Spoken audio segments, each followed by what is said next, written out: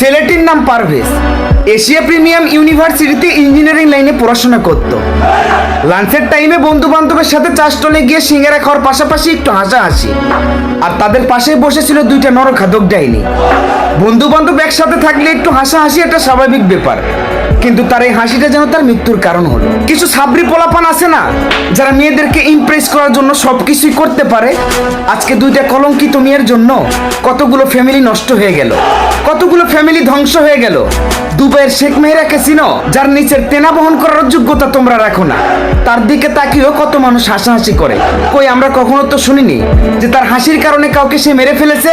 তোমরা কি হয়ে গেছো? তোমাদের কি এত বড় ইগো যে তোমাদের ইগোর কারণে আজকে কয়টা মানুষ নষ্ট হয়ে গেল? এটা কি তোমরা একবার ভেবে দেখেছো? এখন আমি মেয়েদের নিয়ে কিছু বললে এই ভিডিওর কমেন্ট বক্সে আমার কিছু মা বোনেরা এসে উল্টা পাল্টা কমেন্ট করবে।